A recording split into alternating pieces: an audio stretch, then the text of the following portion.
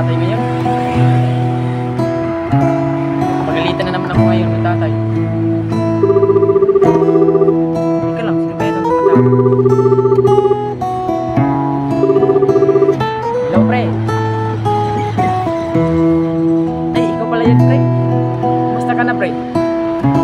Saan ka ngayon nagtatrabaho? Sa may Davao, sa Davao City. Ano yung trabaho mo dyan, pre? Sa Gmall. Sa Gmall. Baka ano, pre?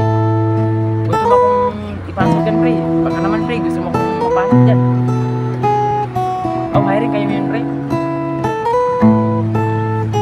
Sige, pre, kahit anong trabaho, pre. Basta makatrabaho lang ako, pre. Makatulong ako sa bahay. Sige, pre. Tatawagan lang kita, pre. Kasi papaalam mo na ako kay tatay. Sige, pre. Sige, pre. Ingat.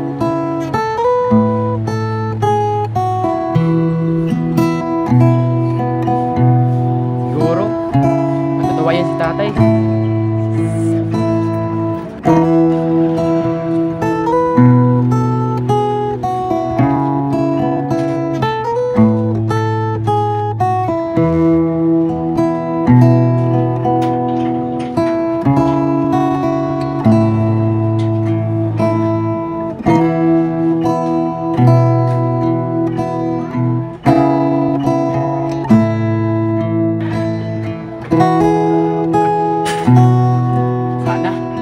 Masaya si tatay sa ibalita ko na may darating ako na trabaho.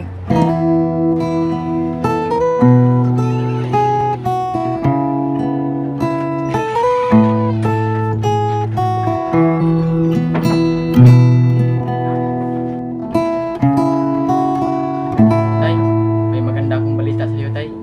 Ano yan, anak?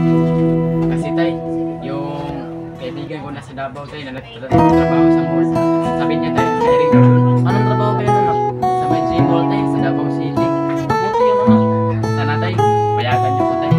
Wala po rin, okay lang po sa maaari kayo sa kahirapan. Sige.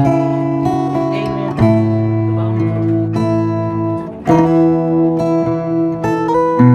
Tay, asan yung ano ko rin, tay? Yung diploma ko. Tingnan mo lang dyan, anak.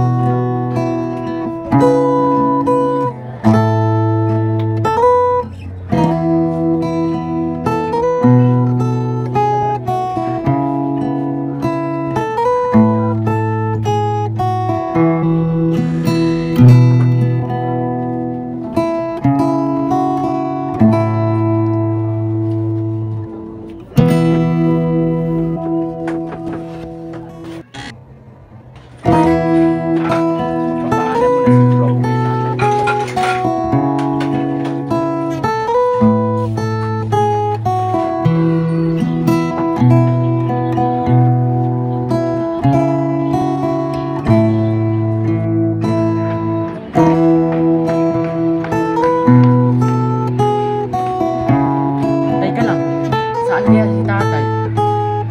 Siguro ay nag-aayos ng motor niya.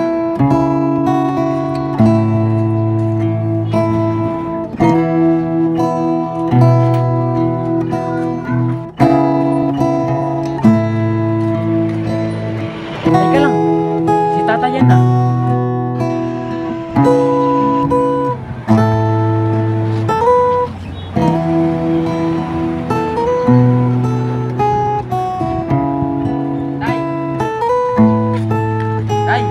Aalis na ako, tay. Kuya anak, aalis ka na? Oo, tay. Aalis na ako. Iingat ka doon, anak, ha? Oo, tay. Mag-iingat ako.